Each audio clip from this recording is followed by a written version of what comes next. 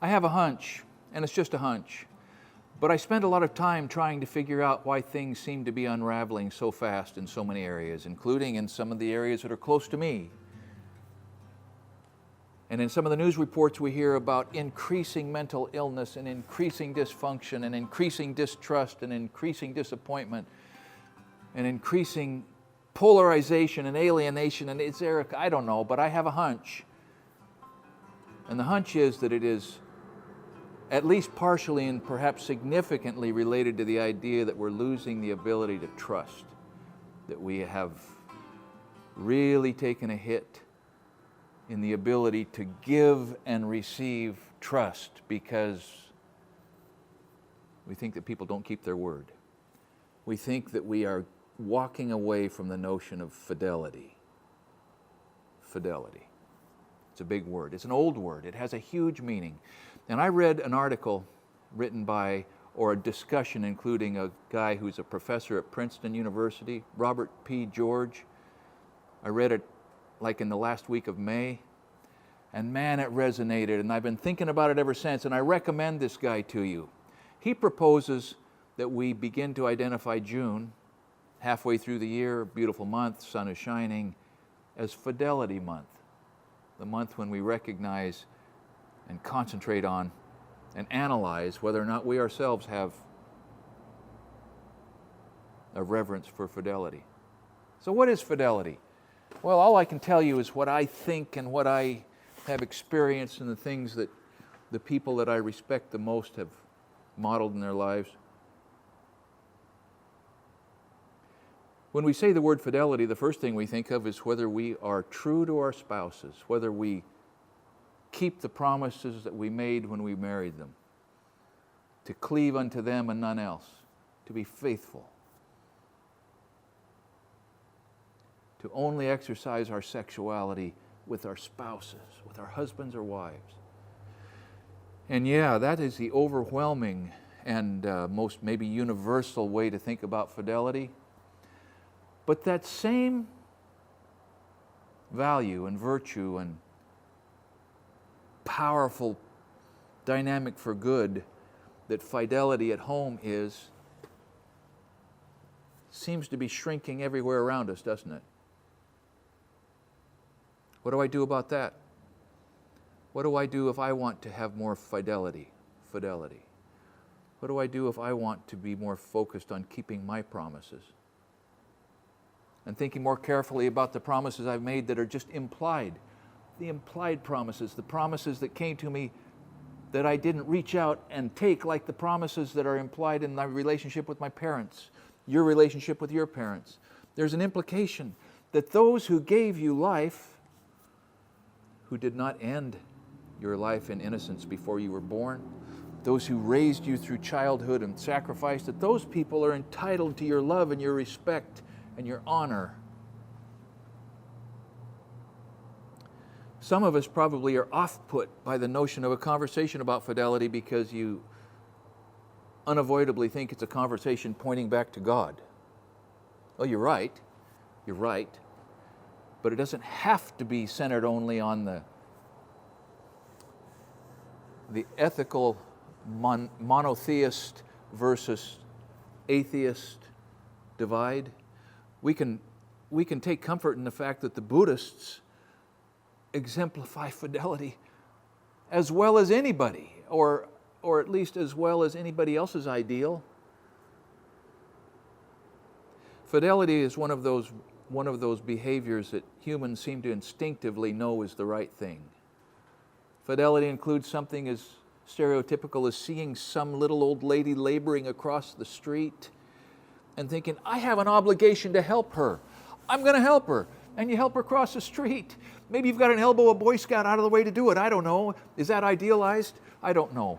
But fidelity is not just being able to do business on a handshake, which nowadays people may think is foolish, that you're setting yourself up for loss and fraud. But still the notion of somebody's word being their bond, a man's word being his bond, and his handshake is better than any contract, Can you feel how that is, in fact, something that everybody values and can agree, yeah, that's really a good thing? So how is it that we're losing that? How is it that fidelity, Semper Fi, Marines, always faithful, how is it that that is dropping off? That we've become willing to surrender that with other traditional ideas of things that are good. Now, I don't know. But let's go back to the thing that I do know about. Fidelity in marriage. Some experience infidelity by their partner, by their husband or their wife. And they mourn and it scars them, and maybe they recover and maybe they don't. Maybe the wound was too deep. Some inflict that wound. Maybe you're one of those people who for some combination of reasons found yourself in the wrong bed.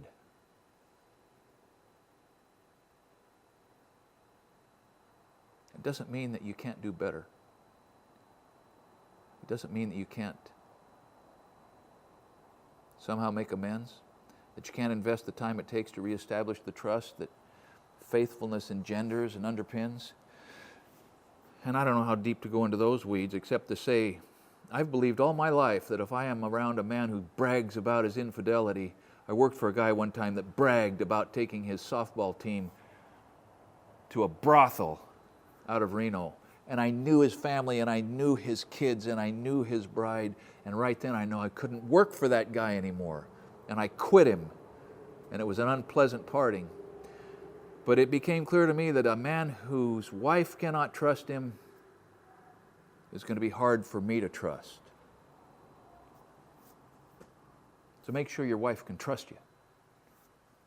Fidelity in a marriage relationship means not just that you keep your hands off the women at work. It doesn't mean just that. It means you don't flirt with them. You don't do anything that if your wife knew about it, she would feel betrayed. That's fidelity. And it's the only basis for a strong family. Our families need fidelity, and if our families are deteriorating in the United States, in the West, in the world, it's because perhaps we've walked away from the prior virtue that has to be in place for families to be strong, and that is fidelity. I am loyal to my family. I'm loyal to my community. How about to a community? John Kennedy's famous, brilliant example of leadership. Ask not what your country can do for you, but ask what you can do for your country. That's fidelity. That's accepting an obligation that came with your birth, that you never signed a contract with, but you've been the beneficiary of. And it's time to send that back in the other direction from time to time, your communities. Maybe this is not the kind of video you come to this channel for. I don't know, but I can tell you this, nobody can be productive, really productive, that doesn't know how to be faithful in every way that faithful can be understood. It takes a type of fidelity to do as good a job as you promised you would do. It takes a type of fidelity to be on time to work. It takes a type of fidelity maybe even to give 2 weeks' notice on a job that you're going to leave because you drew paychecks from those people. And therefore, you're not obligated to stay indefinitely, but you're obligated to be honorable in leaving. It takes integrity not to take the tools that are in the shop, that are in the tool shed when nobody's watching. It takes integrity. Virtues all seem to hinge off of integrity and fidelity. So maybe we all, when we're watching the news reports and we're hearing about spikes in mental illness and we're hearing about the different isms, identitarianisms, and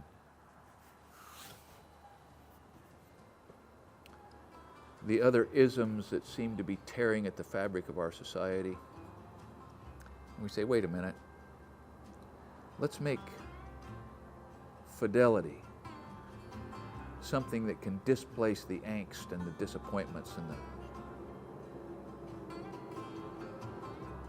corrosion that infect us in our families and our businesses, our political processes. Who wouldn't have more confidence in government if the individual members the individual politicians could just demonstrate some more fidelity in their personal and public lives? What about churches? What if the churches and the religious organizations and the organizations that are founded to do good could each of us that are part of those organizations demonstrate more fidelity personally and in our families and in our callings and in our assignments? When we say we're going to show up, we show up. When we say we're going to do it, we do it. We encourage those around us to do that. And maybe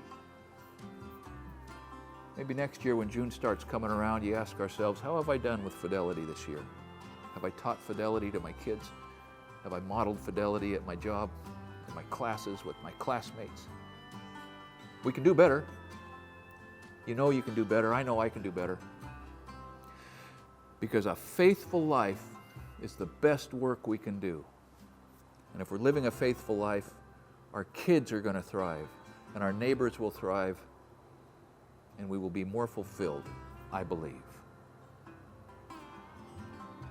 So thanks for listening to this, if you're still listening. Maybe we'll talk next year in June about the same thing, because I think it's a worthwhile way to start the summer. Thanks for watching Essential Craftsman. Keep up the good work.